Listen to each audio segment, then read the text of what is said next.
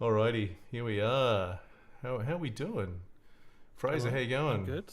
How are you, Chris? I'm very well, and we've also got a special guest returning, Zebedee. Returning guests? Yeah, hello. Z- Um, I'm back here. Oh, why is my display I don't know flicking if you on? if anyone would have Oh, been there we go. seeing me on the other streams with Fraser, but yeah. So you've been going off and streaming without Yeah, me. Is that what I've I'm been hearing? gone behind your back. Goodness me, I feel cheated. I feel cheated on.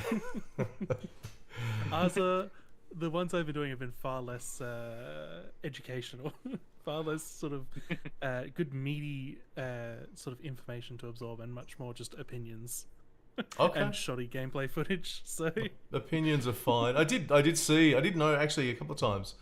I noticed, but unfortunately too late that you guys had jumped on. I was gonna jump on and see you, but you'd finished by the time the notification came through, so it didn't happen, Yeah. unfortunately. We're on every Monday around 4 p.m. AEST.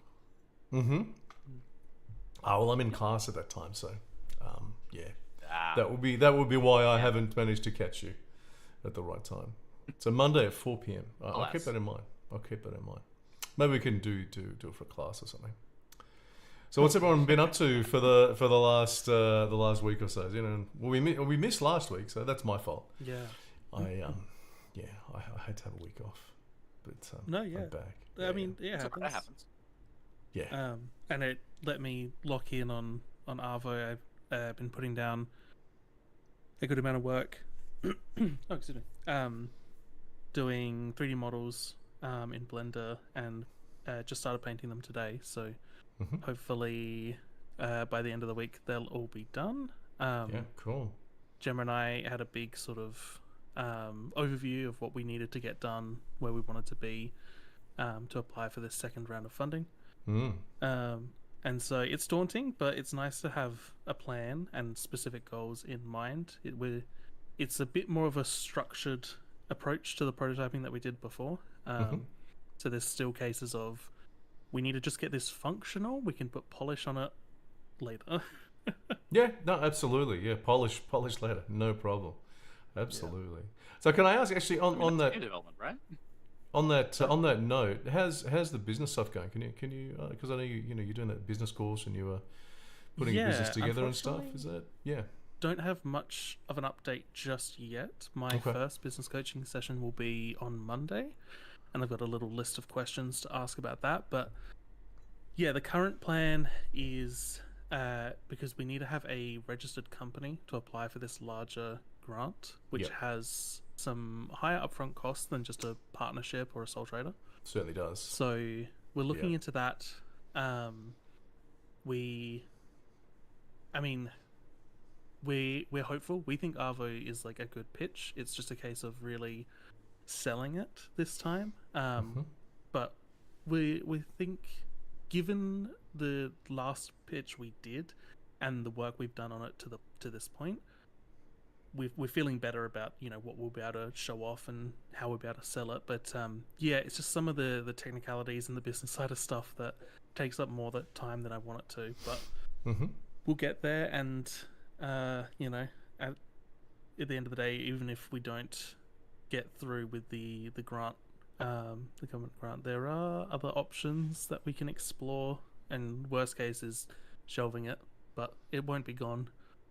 Eventually there will be something Arvo no matter what. Cool. Good to hear. So you've got dedication. You need dedication. Love the tenacity. Yes. Yeah. Yes. Yeah. 100%. So and Zeb, when were you last here? A few months ago now. Yeah. Oh, would have been a long while, yeah. Yeah. Yeah. I've been I doing think I was still anything. studying the last time I was here. Oh, I think yeah, because you finished well, end of last trimester, so that was it's week 8 now. I know that because I'm, so you've been finished you finished your course what 2.5 months ago? Yeah, that would have been in May, I believe. Yeah, yeah, yeah. So Yeah. What have you been up to since then? Anything you wanna share? Just trying to sort out my affairs, hoping to make something of myself. I would love to say that I have a bunch of big exciting game projects on the way. Check out this new demo, but it hasn't quite gotten to that stage yet. Just been trying to sort out all of the ground level, gotta keep on living sort of things. But I'm hoping to break back into it in whatever way possible, because I can't deny that since Capstone and everything, I miss being stuck in. Yeah, and it's kind of hard. I mean, how do you find not having the discipline of like doing the course? I mean, are you able to sort of get in and get up and work on stuff, or is it kind of hard to do that? I haven't really had the full opportunity to figure that out yet. I've definitely been struggling to invest myself in certain projects, but I also feel that yearning to yeah, like I said, get stuck into something. But I don't know whether it's just I don't think it's lack of discipline right now so much as lack of opportunity. So I think only time will tell. Right. Would you jump in and just do something yourself? I mean, if nothing else comes along, or what are you keen to do? What would you want to do ideally? Well, I was never hands-on on the programming side of things, so that sort of makes doing game stuff solo a little bit of a little bit impenetrable. But there's certainly the interest in working with builder engines, things like RPG Maker, stuff like that has a lot of pre-built material and just lets you design. And there's also, of course, the interest in working with working with a team. I'd love that. Maybe one day Fraser will start returning my calls. I'm joking, completely joking. Right. Yeah. Hey, look, it's pretty brutal. I mean, the situation on at the moment. I think I said before, it is quite brutal. So, well, I wouldn't say brutal. I am politely denying Zebedee. So, I didn't say you were brutal, Fraser. I said just in general, the games industry right now. Not just the games industry. I think a lot of things are pretty brutal. Like the job market overall, and they talk about the cost of living crisis, and I don't know whether the cost of living crisis is exactly right, but there's certainly the cost of things are going up, and the wages are not necessarily going up very much, and there's not that many jobs out there. So it's I'd say we're definitely in a recession. I think in Australia we're in a recession. I don't care what the government says. Like, I haven't seen it this bad since like the early 90s. This is really bad. So it's a hard time to start. An economic crap storm, that's for sure. Yeah, it's a hard time to start. Yeah. But hey, look, Zeb. I mean, if you're looking for options, we may go to war soon. So I mean, they'll be looking for for soldiers to if you're looking for a job. Plenty of things to do. Parallel field to game design, right? The same career path. You jump in, you shoot things. It's all the same. It's all the same. We heard you kids like Fortnite. How about Fortnite for real? Yeah, exactly. But there's so many drones and stuff now. I mean, maybe that's exactly what it will be like. You'll be controlling your own drone, your little Tesla bot with an RPG and whatever. Yeah, that'd be cool. So anyway, enough of the serious stuff. Let's so we got you on today. So you've done a player story about Assassin's Creed Odyssey. So yes. Do you want to maybe give us a little bit of background, I guess, before we jump into it? Into what specifically? Why did you do the player story? I guess. Yes. Yeah, sure. Well, I'm a big fan of the Assassin's Creed games, and I see the newer ones and their open world design catching a lot of flack. And while I totally understand why, I deeply resonate with a lot of the design, and it just really works for me. And when I was being told about the whole player stories concept, it sounded like a really interesting way to try to articulate what I find so compelling about that design. And I don't know how satisfied I am with my personal result, but I can. But it's definitely a cool concept, and it's a game I love. So I was just keen to talk about it. Really nice. Okay. It was like our first stream that Zebedee and I did. Mhm. I came Mhm. after doing the player story for Yakuza. I was like, wow, this is really cool. You should try this out. And I was thinking about, you know, being if I was in your position, Zeb, not currently working on a project, but as a designer, I think I would be doing things like player stories, analyzing other games, because I think Mhm. I find it such a handy tool for engaging in that sort of design thinking and sort of a top to bottom approach for systems and other design techniques, but also getting to just spend a few dedicated hours focusing on a game you really like, I think can be really handy to help build a sort of excitement or help sort of inspire ideas for other projects that might be interesting to build personally. For sure. I mean, since writing this one, I've been thinking about other games, going like, "Ooh, what would I say about this one? How would I describe this? What is being evoked by all of this? How does this feel to me?" And yeah, it's definitely rewired my brain chemistry a little bit in a really fun way. That's actually really good to hear. Yeah, it's really great to hear that it's had that impact. I'm kind of thinking, because I'm thinking while we're talking about this, one of the questions I've got, Fraser, is did you show Zeb the other parts of it that sort of fit with the player stories, or did you just talk about the player stories? So I'm talking about the game actors and all that sort of stuff. Yeah, no, just the player story aspect of it. Okay.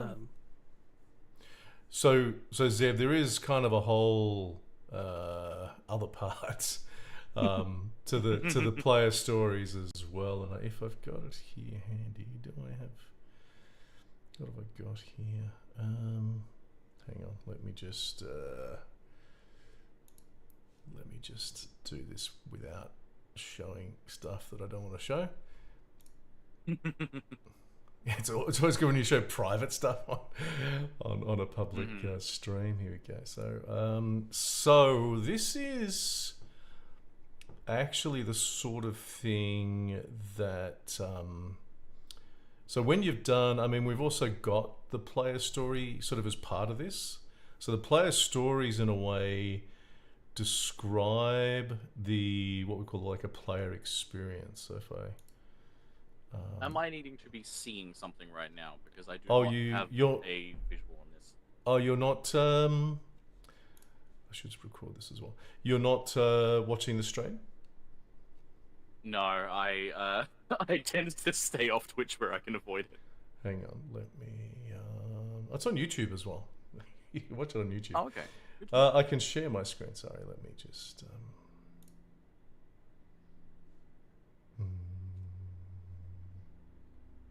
Yeah, that one. Can you see that? Hold on.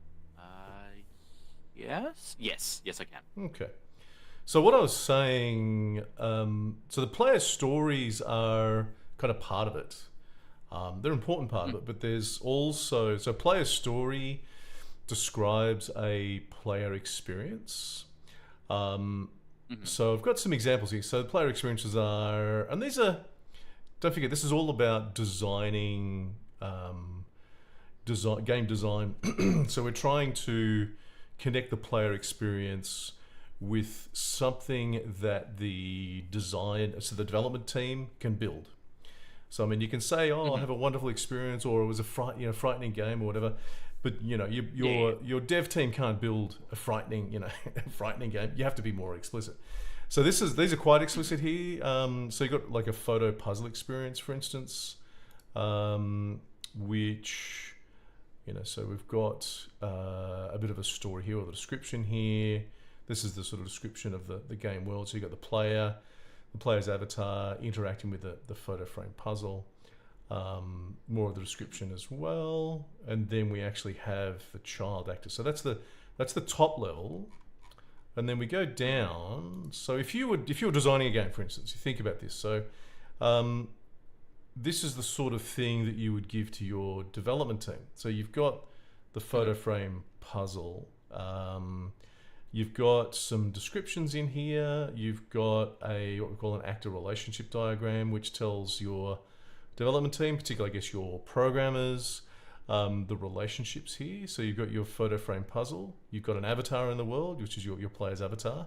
You can have many. I don't know whether you've ever done.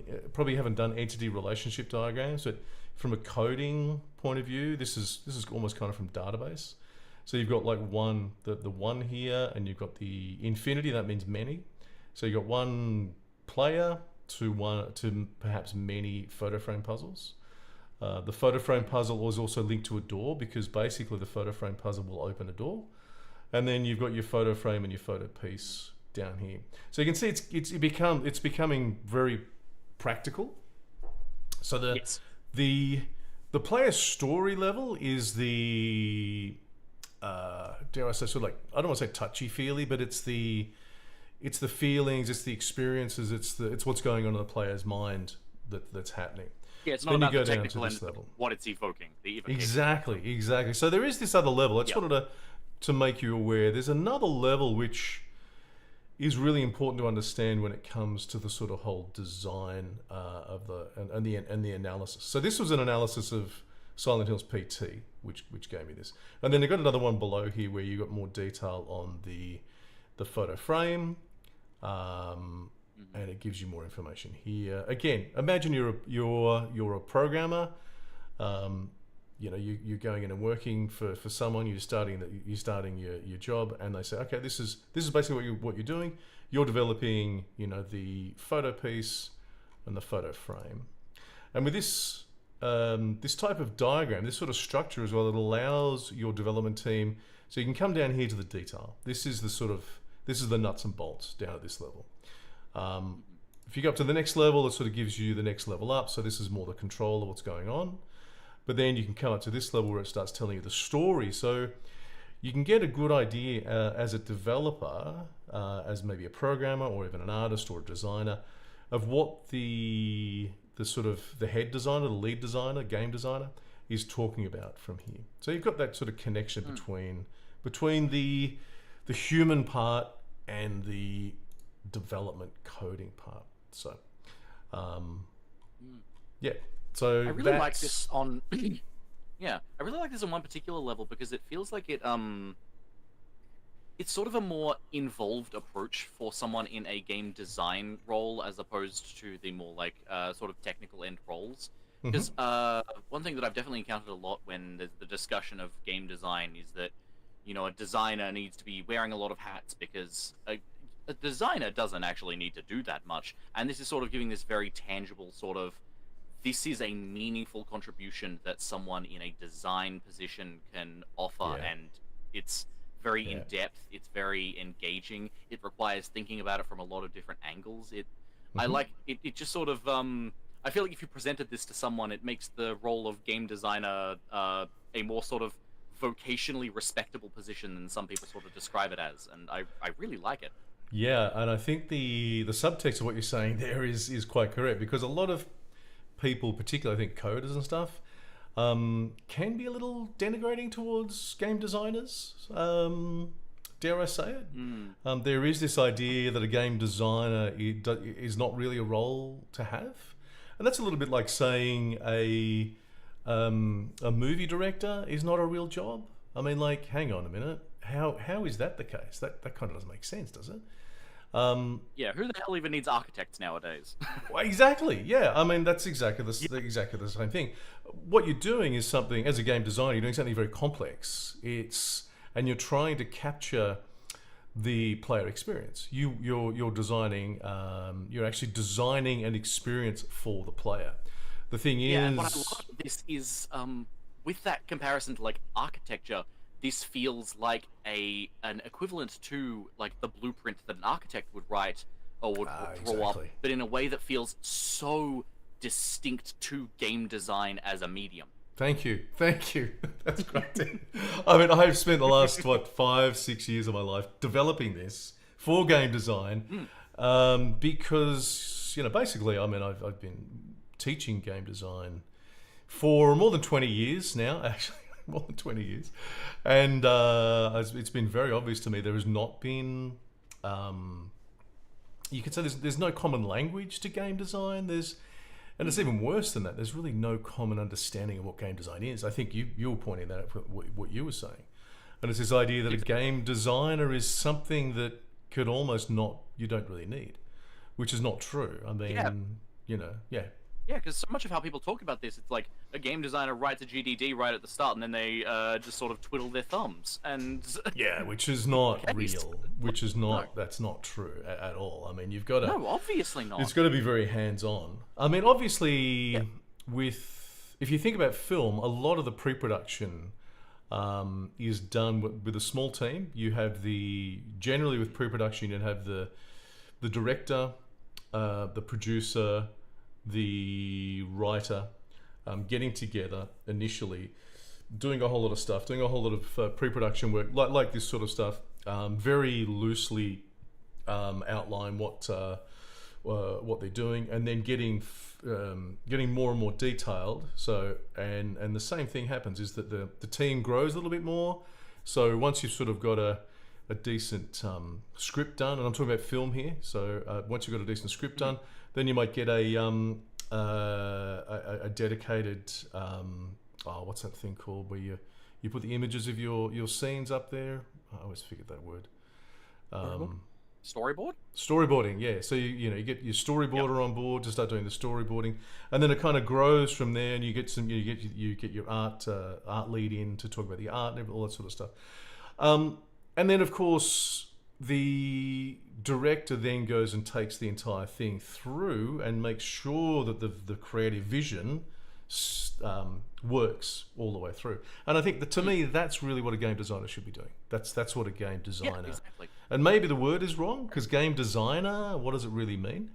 But there should be someone or at most, probably a small team. You could be a team that have the creative vision, and they're the ones who are responsible for that. They put the pre-production stuff together. They have the idea of what it's going to be, and then come up with this sort of stuff as to how it's going to go. And then you get the development team on board once that's ready, and they do the development. That's what games should be doing. But hey, yeah.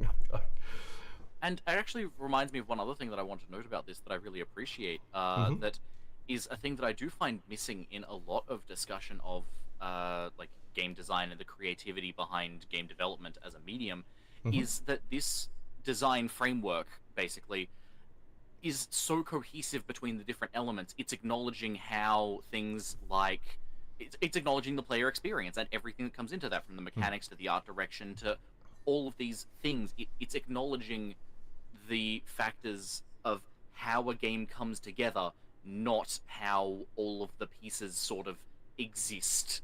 Because so much of game design discussions talking about these things like they're in a vacuum, like talking about mechanics and then story and saying, oh yeah, this game was a really good story, or this game was really good mechanically. Not talking about how those things actually like work together. And I love how cohesive creatively this process is. It's cool. Marvelous. Yeah.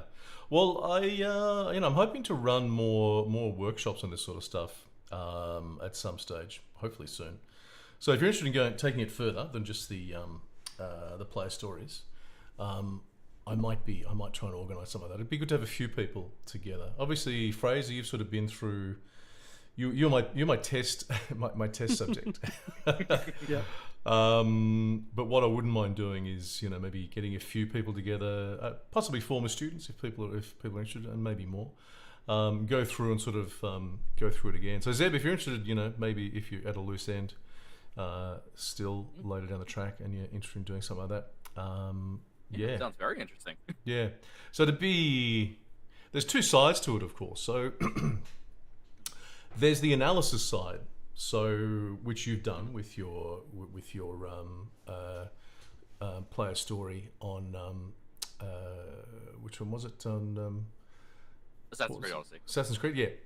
And I think that's a really important part. That's something we don't, unfortunately. I don't know whether you guys in the course, did you ever do any game analysis like that? I mean, because to me that's such an important. What did you say?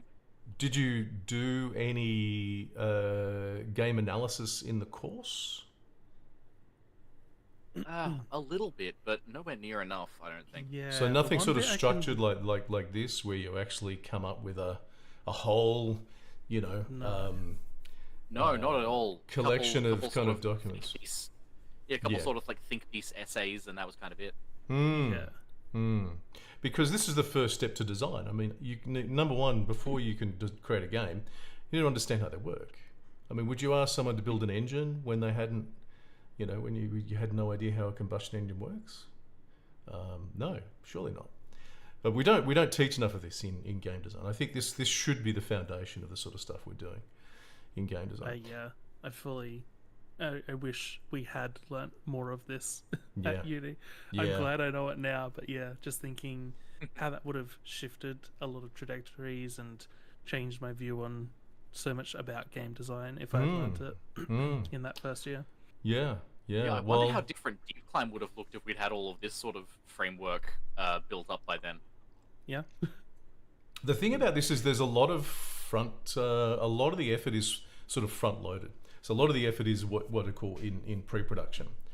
And I don't think Fraser's done this yet, but we have spoken about this. So I've done it myself, going through a process where, and in fact, this is exactly a good example. Another one, Amnesia. So one of the ones that I do talk about, Amnesia Dark Descent. Yeah, so this also Amnesia but Rebirth. Not a great game, but it did have a very good. What was it in there? It was the journal and the note experience. So a lot of what I kind of recommend doing in this sort of design stuff is going through and spending time analyzing, really in-depth analyzing things like this. So if you're doing, say, a journal within your game, which is a very common thing, you know, there's a lot of games. I'm sure you could probably name 5 off the top of your head that have some sort of journal and note system in there. So why do you want to reinvent that? You know, this sort of knowledge is already there. The knowledge, the challenge is the knowledge is within games themselves. So what we have to. So this is basically what this is doing. So we've got the journal experience here, and this is where a lot of the work is, interestingly enough. So when you're doing this, going through, understanding it, extracting this information, going through. So we've got I've got some notes in there, yeah, but there's also, what else was there? Didn't I have another? Hang on, let me check. Okay, so yeah, so then there's the journal manager again. So you start at the top, and then we go down to the more, this is where we get to the more technical stuff. And what it gets you to do as a designer is to, number one, understand how the moving parts work. So what's really going on there, and then you can take this and you can apply it to your own game. So for instance, which is what I've done, if we go across to this one here, hang on, it's maybe this one here, there we go. So same sort of thing, and I've used the information from that to create, oh no, that's the photo puzzle experience. Where's the journal? The journal. So using pretty much all the same stuff, but making it for your own game. And once you've done this, it's actually really easy to build. It's amazing. Like, I had a very interesting experience because I've tried doing both. So if most of us want to jump in quite often and just start building. Okay, but if you go through and do this stuff first, it's very hard for me to describe the difference in the outcome. But I felt more confident, number one, of what I'd built. And number two, I don't know whether this was just subjective, but the actual that part of the game felt more solid. Like, it felt like it had fewer bugs. It felt like it just worked properly, which is very unusual, like, for creating stuff like that. So that's anyway. What I'm saying there is there's two parts of this whole thing. The first part is the analysis side, and then the second part is in taking that analysis and then plugging it into your own game and making it your own. So there's two parts of that. Anyway. Yeah, that's so much fun. Sorry, I'm absolutely loving this. Cool, good to hear. Well, look, we might talk after this. We want to go and have a look at the player story you've done, but we might look at the possibility of putting together maybe some sort of workshop with yourself and maybe I don't know whether Fraser would want to join, but get a few people together and maybe once a week get together and go through the whole process. So if you're interested in that, we'll talk at the end. How's that sound? Sounds good to me. Yeah. Sounds good. Okay. Yeah. So let's go back to your player story and have a look at what we've got. Here we go. Yeah, I will say, now that I've been shown all of this, I would have approached certain things very differently. Yeah. That's fine. With the full context. But, yeah. The other thing about player stories as well is that they are iterative. So they're iterative and they are hierarchical. The whole idea about doing player stories is to clarify for you, the designer, what you're doing. So I don't think there's any wasted player stories. I think that there's only iterations where you delve deeper and you make things more clear for yourself. So, yeah. Yeah, I think almost less so, in this case, clear than cohesive. Cohesive, sure. Yes, definitely. I guess there's a slight difference maybe between when you are analyzing a game that exists or building or creating player stories for the game that you're working on, because from personal experience I definitely agree, like the first player story I did for Arvo, I broke down into sections with we did it on stream, Chris, and then like following that sort of idea of hierarchical but also iterative approaches to new player stories based off that first one. Yeah, and that's something I probably need to go into in more depth, in some sort of workshop or something. So where we've got more time, because I think you need to.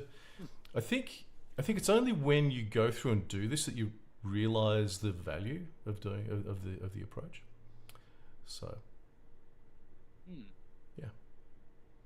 So shall we go through what you got? We've got we don't have that much time because the plan is to go through and play Stray as well. So let's jump in. Do you want to read through it, Zach? Yeah, sure. So do you want me to just read it verbatim starting now? You can pop the document up on screen if people want to read along if you like. Yeah, I've got it up on my screen, so you've got it on your screen as well. And I'll stop you if I've got questions. How's that sound? Oh yeah, of course. Yeah. All right. I'll jump right into it then. I leap down from the rooftop into the busy street of a portside town, clearly fishers by trade. I land light on my feet, my armor and weapons doing little to slow me down, the bustle around me doing little to distract from the pull of adventure. I stride confidently through the crowd to approach the docks, setting my sight on the horizon to the shores of Sparta, a land I have yet to visit, full of possibility. Despite my imposing armor, the townspeople don't seem to pay me much mind, as I'm sure it's not the first time they've seen a Mythios, mercenary. With the kind of bounties I have on my head, I meet a fair few myself, although most don't live to tell of it. I board my trusty ship, the Adrestia, and my crew take up positions to set sail, likely secretly eager for a battle on the high seas against pirates or perhaps a testy Athenian trireme. And as we push off to sea, they begin to sing songs of great hardships and victories as my advisors begin bantering in my ear, suggesting whereabouts the wind may take us, and venerating my accomplishments thus far. The great blue sea shines all around us, waves lapping at the wood of the Adrestia, swaying as gently as the crew hold my course. An unexplored land is an enticing notion. After all, the Greek Isles hold so much to see and do, and my appetite for adventure must be whetted. I take the time on the sea to ponder on what I'll find, taking in the fresh sea air as I daydream of shipwrecks, as full with sharks as they are of treasure, of fortresses to be sacked for tools and riches, so long as I can make it past the guards. I think of the majestic views, opportunities to gaze out and see half the Greek world at my feet, and of mighty warriors, all eager to taste my steel. The Adressia nears the shore, and I waste no time diving into the water, letting it wash over me completely. No treasure this time, but the cerulean-bathed environs beneath the waves, teeming with life and welcoming me to new lands, are always a pleasure to indulge in. I stride up onto the sand and waste no time gaining my bearings, beginning my march up the grassy hill, vaulting up rocks and with nothing but my sense of adventure to guide me. I reach the top of the hill after a serene trek up, and further my surroundings. A valley lies ahead, looks like towns and farmland. There could be work for a Misthios there, but right now I'm not looking to get caught up in someone else's drama. Instead, I turn my gaze elsewhere, and there I spy what seems to be a kind of ruin overlooking the coast. Perfect. I make my way toward it, scaling further rocks and gathering whatever I spy on my way that could aid me in my voyages ahead, making good time as I enter the ancient-looking door. Entering the entombed structure, I am quickly abandoned by the daylight, leading me to light a torch, soaking these forgotten holes in firelight. The walls here are covered in markings and murals, and while I appreciate some good architecture, my focus has to be on keeping an eye out for traps, lest I be skewered on metal spikes and die here to be forgotten. I quickly discover that ancient security measures aren't the only hazards in this place, as cave-like locales such as this make splendid homes for venomous serpents. But luckily these animals like fire ill more than any other, and my torch gives me an ideal tool to ward off and dispatch the beasts, my blade serving to aid me if I'm caught unawares. I endure some bites, but the body of a Greek hero is made of sterner stuff than these snakes had bargained for. The ruined structure of this place has made much of it inaccessible. Now just so much rubble. But that also provides me opportunities to slip through gaps and find hidden treasures. And once I find what I'm looking for, both gold and knowledge of the ancients, I depart, satisfied yet already itching for more adventure. Once out of the ruins, my path takes me further inland, eager to whet my blade. Spotting some wild boar, I quickly dispatch them with my bow, knowing their pelts will allow me to improve my armor when I next encounter a smith. I wander through a temple on the way, enjoying a brief respite as the locals show their devotion to the gods, and not long after leaving the temple, as I'm admiring the trees in this valley, I'm accosted by a bear, which I also dispatch with ease, nimbly evading its lumbering blows and sending it to the gods. But this fight does little to sate my appetite for a good battle. Luckily, it is not long afterwards that I happen on a temple that's been taken over by the Cult of Cosmos, an order to which I stand in fierce opposition. Before I approach, I call on my trusted ally, the Eagle Ikaros, to survey the area, and through his eyes I see my target, the guard captain leading these Cult Malakas, which is a Greek curse term. It is, yes. Okay. I try to approach quietly. Carry on, sorry, I'm just laughing. Okay. It's used frequently in the game, and it felt necessary to capture the tone. Oh, I live in a very Greek area as well, so I'm very familiar with that word. Excellent. Yeah. I'm quite fond of it. I try to approach quietly in an attempt to take out their leader unnoticed, but as I scale the cliff and approach them, I do not apply enough caution, and a false move leaves me clearly visible and now a target of ire. Blades are drawn and my lips curl to a smile beneath my helmet as I weave between blades and rend their flesh and armor. As I duck twixt their strikes, it is almost as though time slows down, giving me time to strike without fear, for I know I am faster than they. As the group surrounds me, I trade my sword for a mighty axe, swinging in wide arcs and quickly scattering my opponents, blown back by the sheer force of my attacks. As my blades whittle away their forces, I am soon left with only one opponent, and their unearned confidence is no match as I take out my spearhead dagger and deftly deliver a killing blow. That was finally enough to get my blood pumping, but my abject failure to sneak up on this encounter weighs on me a little, so I resolve to find an opportunity to redeem myself. I don't have to wait long, as venturing forth, I am soon presented with another port town, containing a Spartan military warehouse.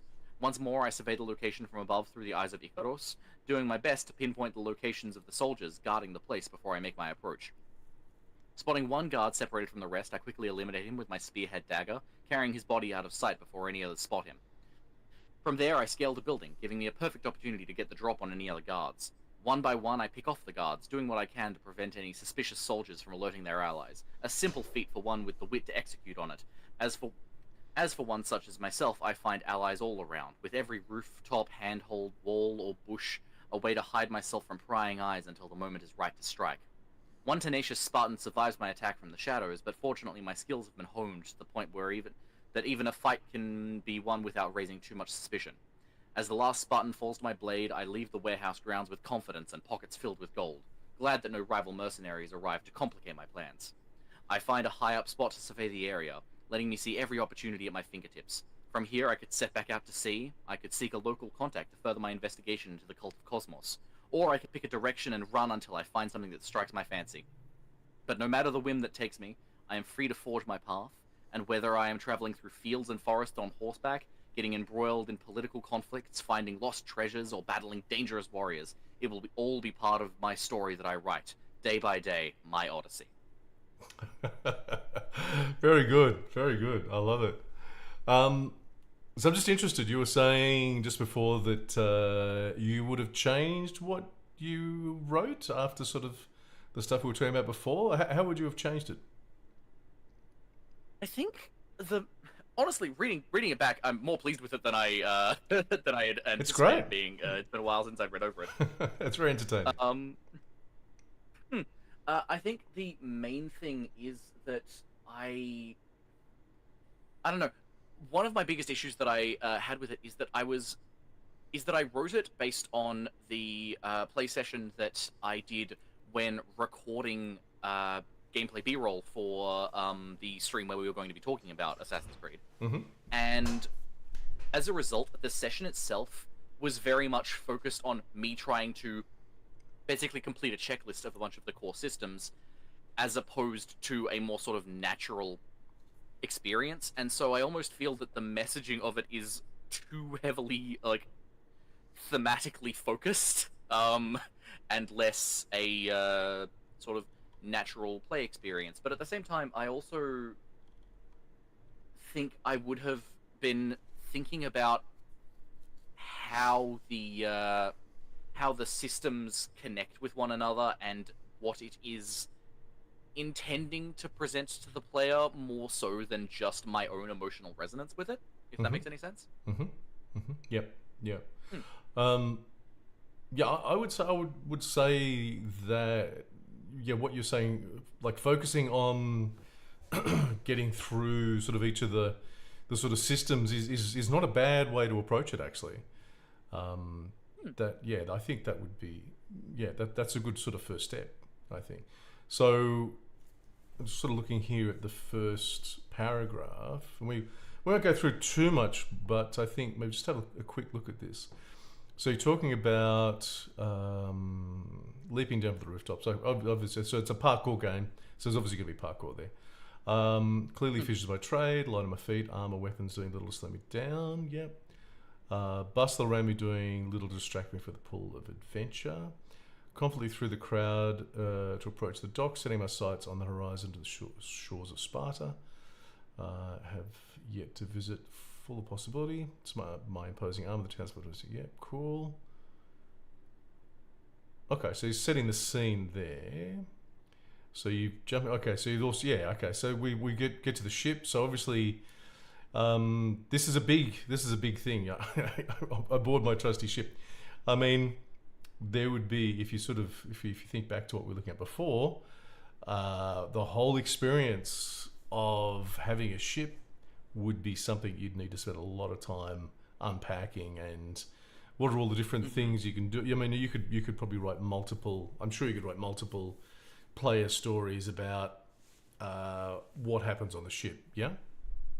Oh, 100%. There's lots of stuff that can go on there. I did try to discuss in that paragraph what some of the activities that are available on the ship are, and the sort of and the different emotions that they sort of speak to, but it didn't occur in the play session that I was writing about, and so I didn't get as much of a chance to focus on that as I probably would have liked to. Although that may also in some capacity be a mercy, given that this is already a 1,400 word document. But again, like, this is kind of a good starting point. This is and Fraser and I went through this with his player story as well, and we exactly the same sort of thing. It was like, well, okay, this thing, see this right here, you need to unpack this and spend time going through this. So this is kind of what the process is. This allows you to now go, okay, gotta go through the ship. That's one of the things I'm gonna have to do. Obviously, the whole thing, there's a whole lot of pirates, etc. What's going on there, singing songs, etc. all of that I think experience. if I may, Yep. if I may, I think the thing that I would observe about this player story in the context of it is that it is very much trying to. My intention with it was very much to try to present one core element of the experience that I think it might be easy to miss in this because it feels like I'm going through a lot of different motions of stuff that you can do in the game. But that was kind of the point that I was trying to get into with it was that this is a player story about the feeling of having limitless possibilities at your fingertips. Yep. Yeah. Cool. And I think you did capture I was that. I was gonna say it's gonna sound like I'm lying, but in the most complimentary way, this sounds like an advertisement, in the sense that it sounds like yeah, exactly what you're saying. Like, look at all these cool things I could be doing. Like, I could go do this if I felt like I could go do that if I felt like it. And then, by the end of the story, you even get to the point where you're like, I did this and it wasn't quite enough. So let me go do it slightly differently to sort of accomplish my goal and fulfill that desire that I have. Yeah, I will say that some of the way that I wrote it definitely does sort of feel like E3 presenter talking over the gameplay of the gameplay presentation that they're making to a big crowd. Which is absolutely fine. I mean, that's what it's supposed to be. There's probably a like marketing and advertising is about telling the story of the game to the player. In fact, in marketing there is this idea of framing as the player, like what is the game to the player. That's very much from marketing. That's a whole way of looking at it. That's the way that the marketing people do look at it, and then they have to go and tell that story to the audience. So that's not a criticism to say it's like a marketing thing. That is actually very much along those lines. So yeah, cool. Yeah. It sounds definitely good. said I had a lot of fun writing it.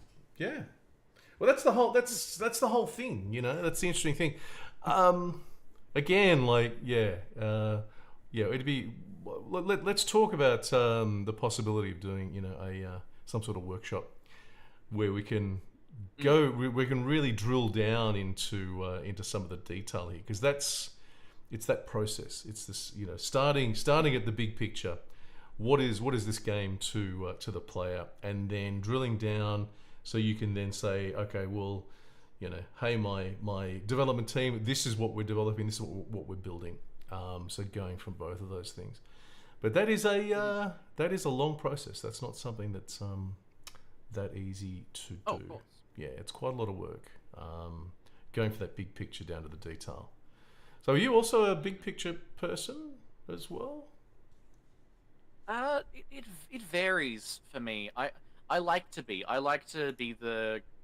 when I'm thinking about designing a project, I like to think about initially what the grand concept is, and identifying the things that are just the broadest possible top-down features of this is what the idea is, and then adding all of the embellishments on how that can be approached, because it leads to lots of very strong options and opportunities for iterative design, and it also allows for a lot of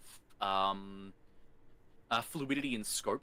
When you need to scope back a project, when you have the opportunity to add new things to a project, if you have these sort of big picture ideas on it, that top-down view, it lends, at least in my experience designing for game projects, it lends lots of opportunities to go, okay, this thing isn't necessary. This thing isn't necessary. This thing is necessary, so the resources that would have been going to this unnecessary thing can go to the necessary thing, because we know that we need to scale back. Yeah. So you are in short, you are a big picture person primarily. Yes, I probably could have just said that. Yes. Well, I think Fraser and I had this conversation maybe last time, didn't we? We were talking about being a big picture. Because I'm the same, and this is one of the challenges. I think one of the difficulties in game design is that games, particularly PC games, 3D type games, have come from programmers. And in fact, even now, right now, you've got the programming or the computing disciplines such as computer science, software engineering, and IT wanting to own game design. Thing is, those disciplines are detailed disciplines. You cannot be a top-notch programmer if you are a big picture person. You have to be a detail person. And this is why I don't consider myself a top-notch programmer.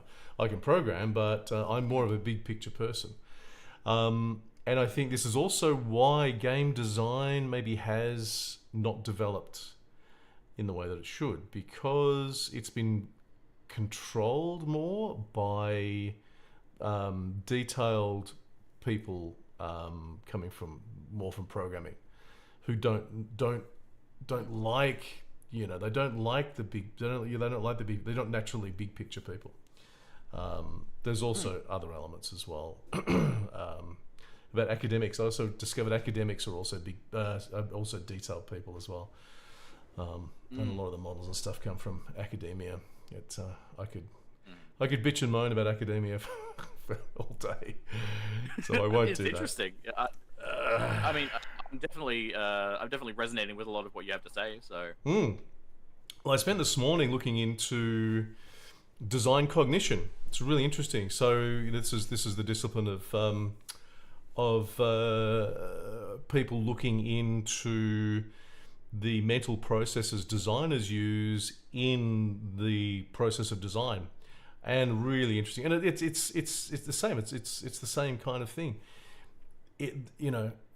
Getting an internal kind of representation of what you're designing, and then sort of moving things around, is essentially what we do as designers. And interestingly enough, there is this process that they don't understand because it doesn't fit with science so much.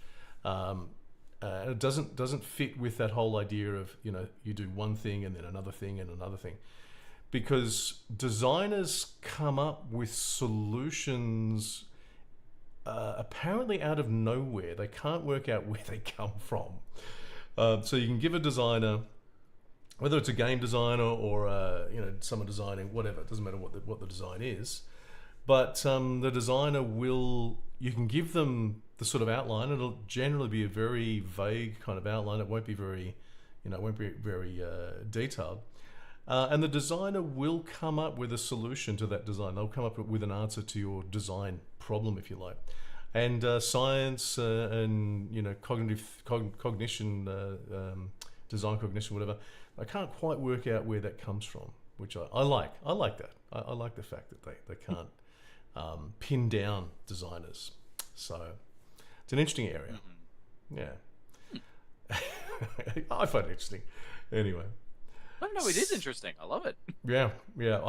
So as I said, I spent the entire morning working on that stuff, which is good, along with Gestalt theory as well. So, but shall we? We've just got about half an hour to go. Shall we jump into Stray, or is there more that we want to talk about here?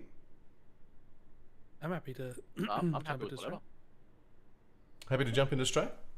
Yeah. All right. Yeah, let's let's do that I then. want to see the kitty cat. You want to see the kitty cat? Okay. Let's. Here we go. Oh, now you can't. I'm gonna have to share my screen, aren't I? I can find the YouTube stream. That should be no problem. If you can, yeah, that might be better. Yeah. Otherwise, Yeah, I've got to stream that's no trouble. multiple No trouble. things. I'll drop the link in your DMs. Seb. Oh, I've gotten there. Oh, you beat me to it. Okay, well, I'll delete the message. Annapurna Interactive.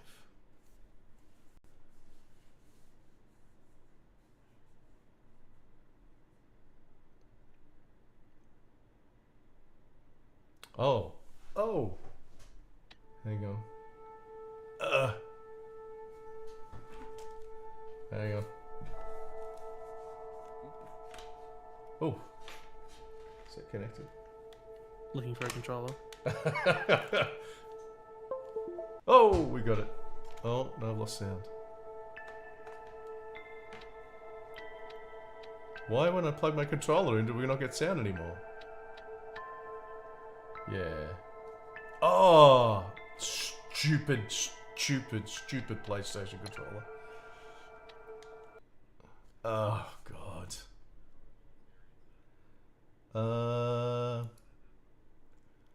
Is that?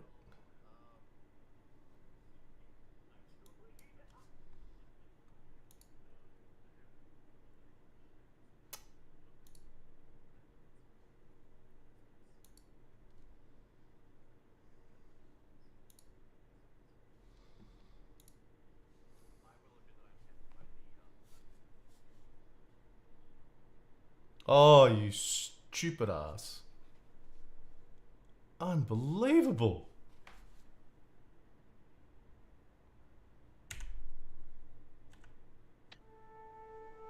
Oh, can you guys hear me?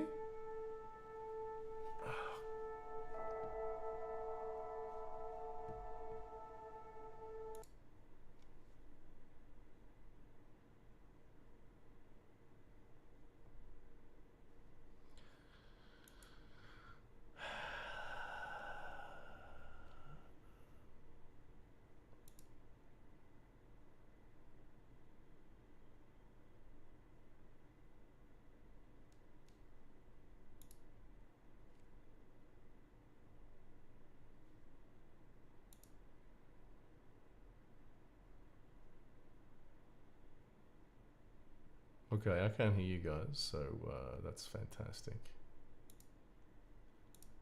Why can I not hear you guys anymore?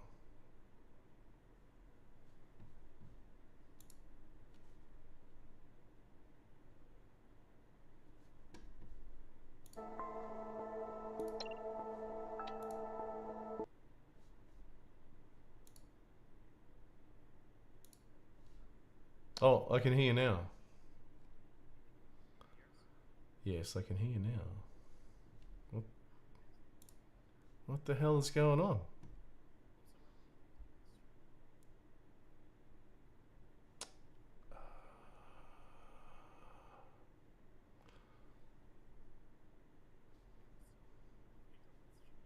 Really?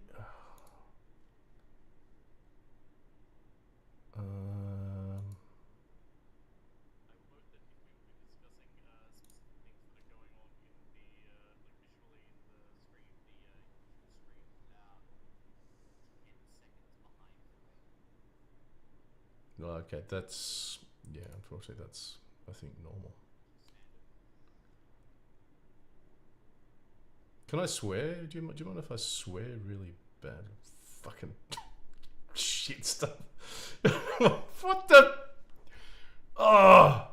Hang on. Let me pull this shit out. Fucking hell.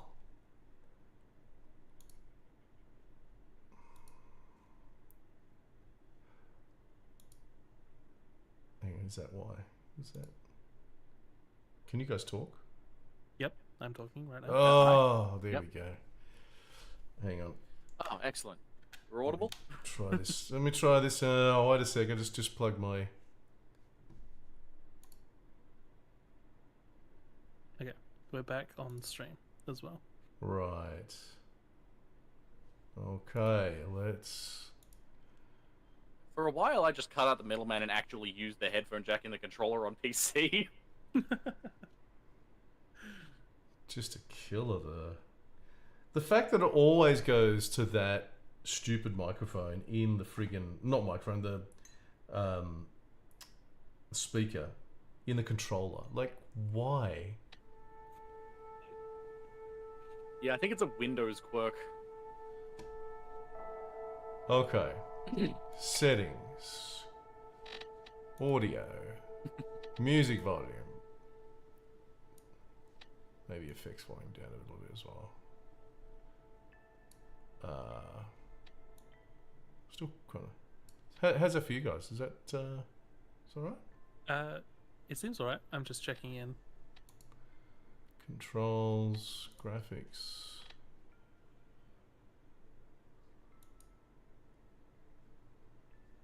Okay.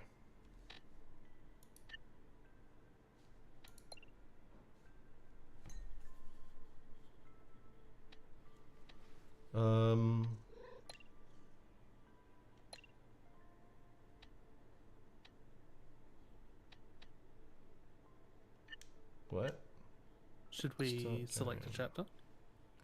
We can go from the start, maybe. Well, there's no dialogue until at least like the second chapter, right? What are we looking for? Is there somewhere you wanna go to the second chapter? Yeah, I just really want to see how Oh, the cat's sort of intentions and emotions are portrayed when they aren't able to speak. I'm not sure that I have it that far in. So let's see how we go. Okay. Yeah, I think I've only got up to here. But we should. Ah, such a beautiful looking game. Mm. Where am I? Where am I supposed to go? I think the light bulbs, right? And if you meow, they should react. Yeah.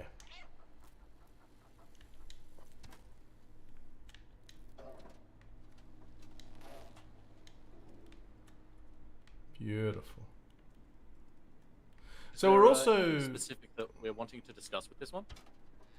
yeah. I was just say we're also thinking about the sort of the art style as well. I think Fraser, because you're sort of looking at this in light of Arvo. Yeah, the art style, I mean, it's pretty much photorealistic, so that's not really applicable. I guess some of the character design, like especially the enemies and the robots, but yeah, the big thing I'm looking for is dialogue and the writing between characters.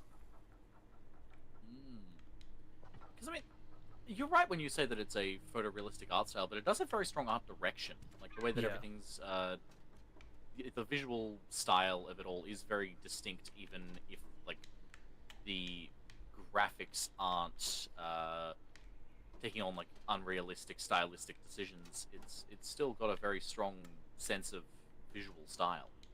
Yeah, I would And I think that agree. Yeah, even though bleeds yeah. into the world building as well. The whole nature of the city and the inhabitants and Yeah, 100%. Where am I going? I got no idea where I'm going. across the board there. And then, Didn't I just come from there? I don't know, but it's upward. Oh, here we go. Yeah, I love the visuals in this game. I really do. The lighting and everything they've just done so well. Okay.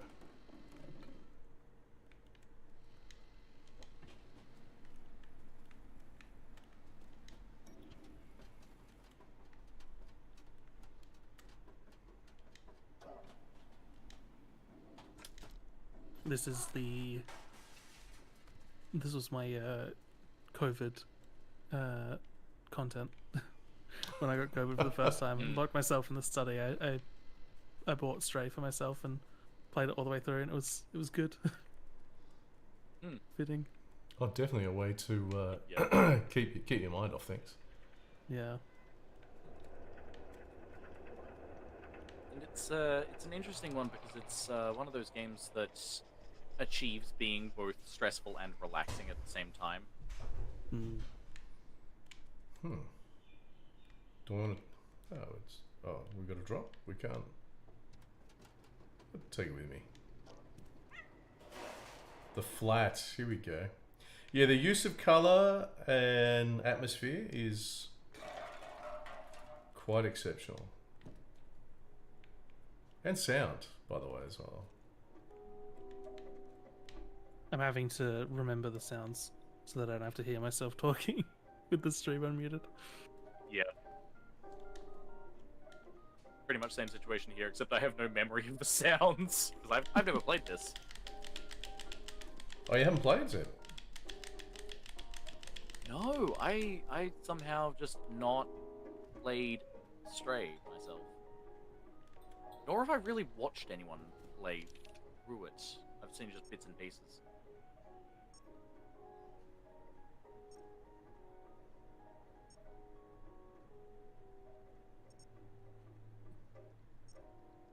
So here's some communications. Fraser? Yeah, I'm trying to unpack it. it's like, I guess comedic is the big thing.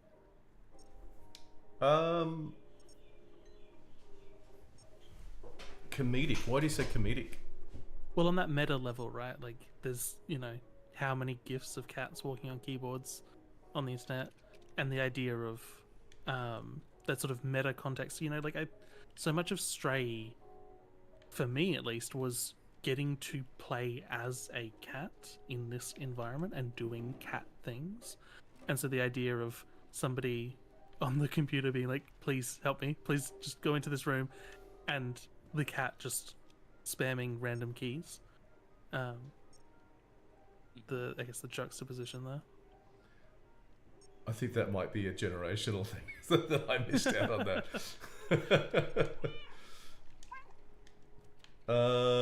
Yeah, I do get where you're coming from though, because yeah, that is very much the thing with all these videos of cats doing dumb shit. And I do know that with the things like the game giving you the opportunity to walk on a keyboard and knock things off of surfaces and stuff, it very much is. Sorry, it is definitely aiming to capture that experience of being a cat, as we've all sort of come to sympathize with the experience of a cat, both in finding them adorable and finding them to be a bit of a bastard. And I don't even mean that in a necessarily a disparaging way, just in the very No. oh, you bastard. Yeah, of course, 100%. There is an interesting. I don't know. I'm thinking about, last stream we looked at Half-Life 2 and Gordon Freeman being a silent protagonist. But in Stray, it's, there's a very clear reason why the protagonist is silent. Not that, being mute is not reason enough, but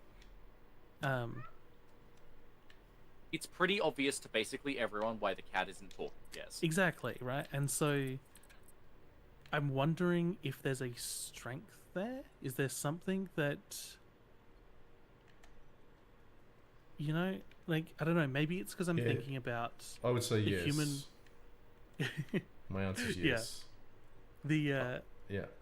We have, not every, but anyone who's ever experienced a cat knows sort of that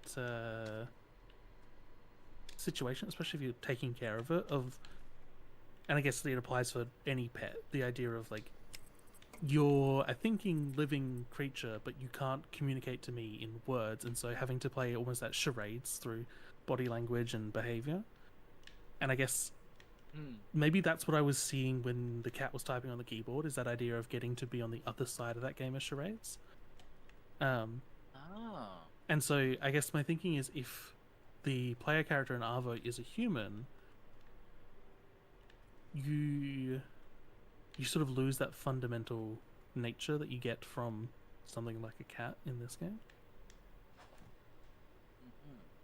I'd also say there's a danger in, so if you give your player a voice, and the voice doesn't resonate with your player, then you can actually put your player off. Yeah. Which I've seen done. In fact, Amnesia Dark Descent was like that. For some reason, the main protagonist, was just annoying.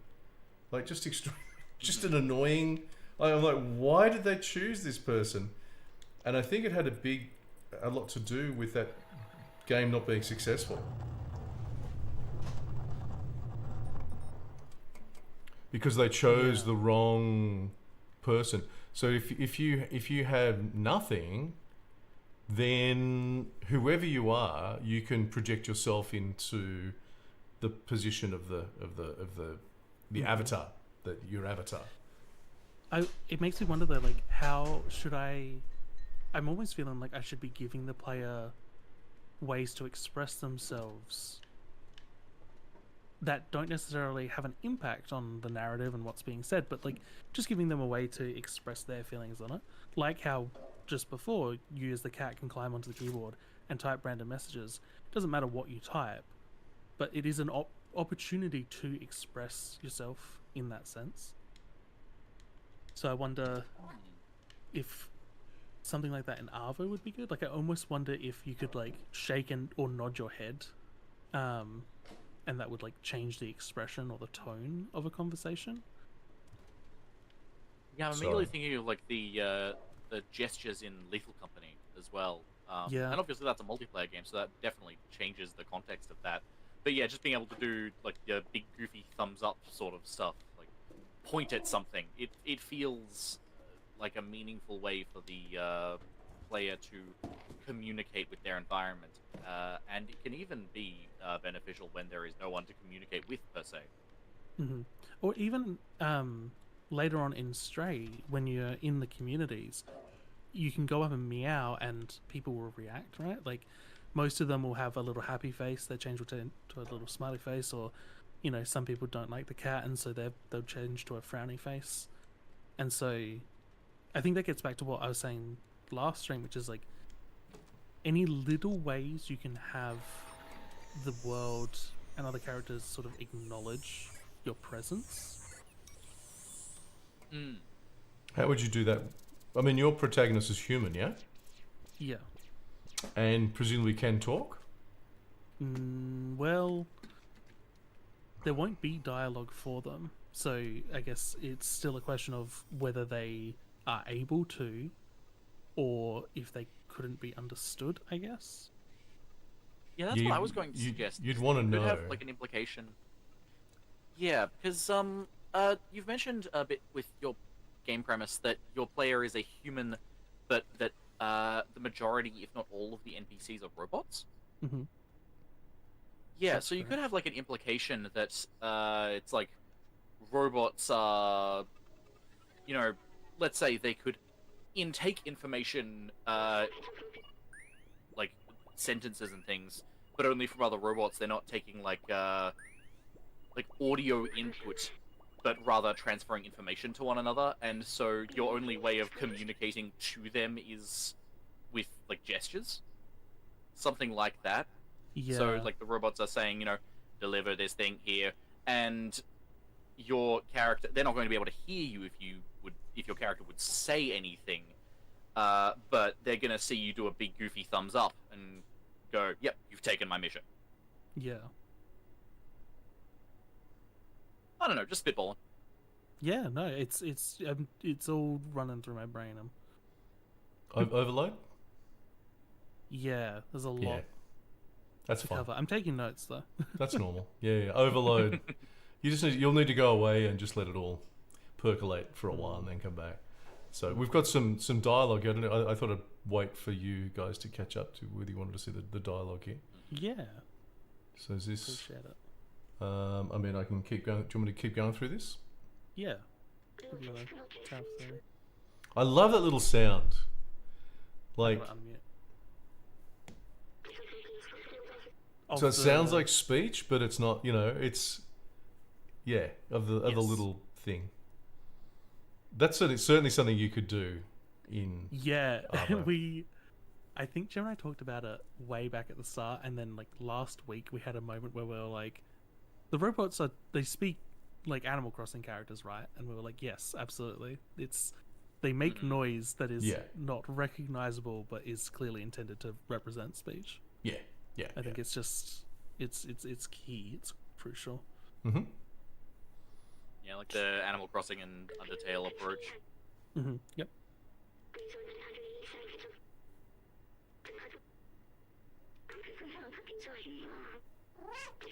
Yeah, it's a good option for the thing that you're doing, and it does also play into that element where like the form of communication is a little bit ambiguous in that sense.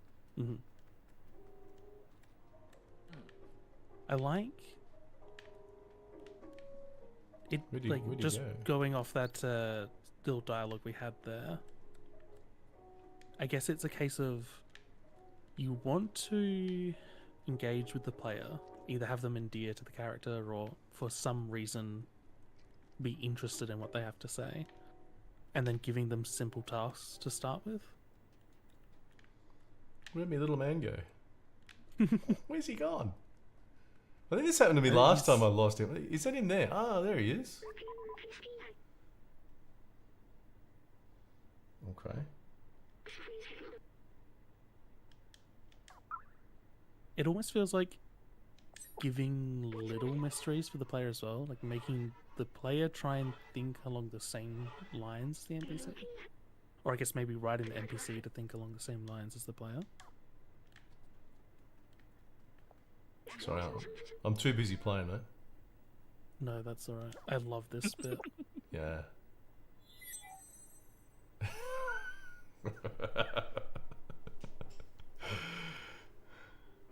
I think it's really interesting the way they've incorporated the little flying robot with the cat. Mm-hmm. Kind of reminds me, as we were talking about this, of in Portal 2, when GLaDOS becomes connected to the potato and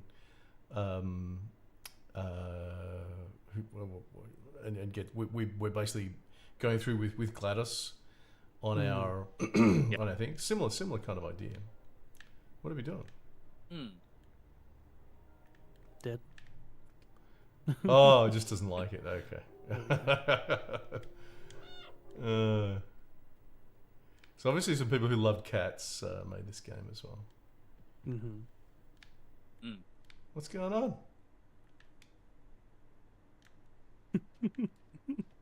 What? It's been ages since I played this. I can't remember. It's just like this the whole game. It's not. I remember it's not like this the whole game.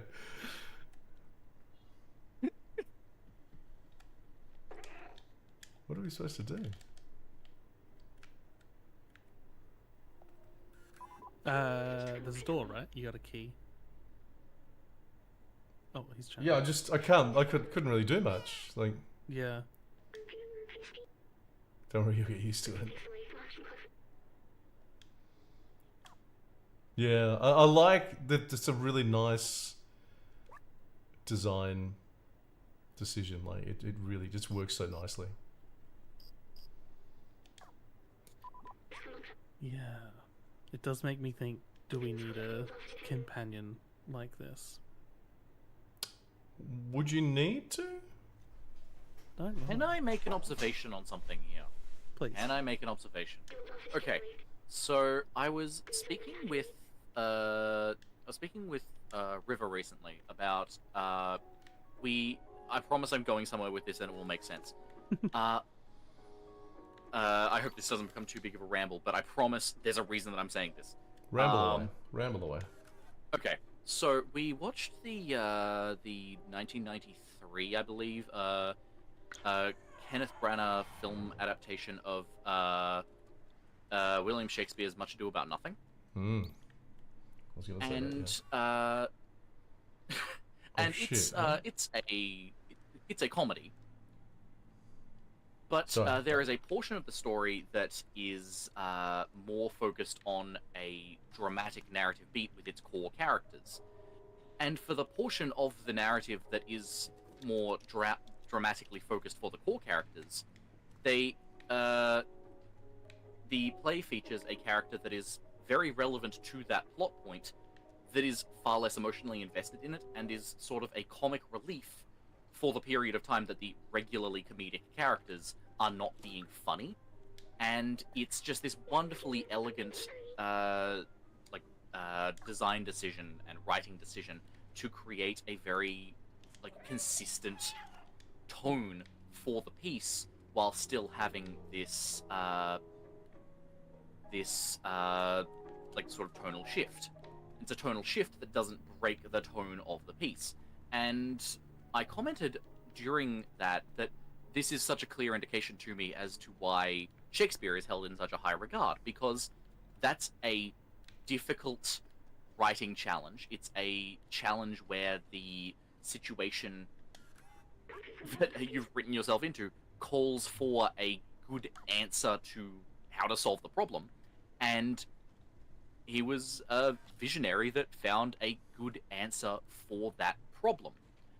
And what I segued into in that conversation, that is where this becomes more relevant, is that what I don't like about how a lot of like art and design is talked about now is there is this notion that we would look at that exact same moment and we would look at that, like if you were in a class studying theater and writing and all of that, you would be studying that play and you would get to that bit and the teacher would say, this is a very good answer to this problem. Shakespeare was a genius. Isn't it so great that he was a genius and was able to solve this problem for us? When what makes it a great decision isn't that it's simply the right answer in contexts like that. It's that it was the right answer for how things were going in that approach. And what was so brilliant about it was identifying that solution. And the reason that I say all of this is basically a very long-winded way of trying to get to the notion that I think it's important when analyzing great art to acknowledge that a lot of what makes it great is not the decisions that were made by the creatives behind it, but that they were able to identify the right decisions for their specific problem. And that doesn't automatically mean that that solution is the right one for similar contexts. Does that make sense? Sure. Sorry, Yeah. I largely said that because your immediate takeaway there was, does our game need a companion character? And it's interesting because, like, that doesn't mean that it's necessarily the wrong answer, but it also doesn't mean that it's the right answer just because it was the right answer here. Yeah, for You sure. get what I'm saying? Yeah, Yes, 100%. it's a very long-winded way of getting to that point. I've been on this train of thought for several weeks now. It's got to get out of my system somehow. Exactly. I'm with you. Yeah.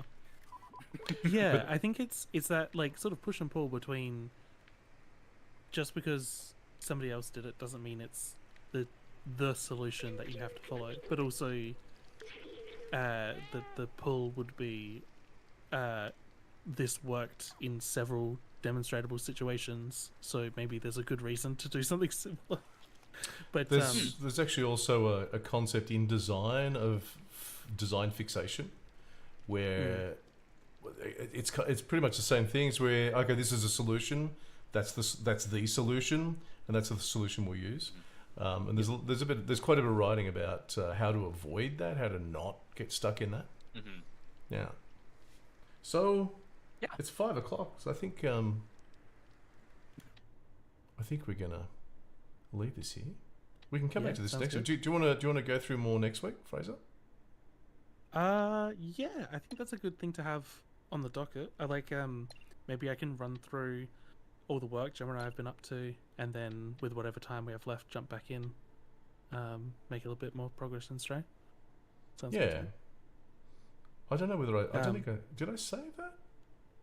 It looks like it. I mean, that was I thought I got That's to the like next 30 part minutes.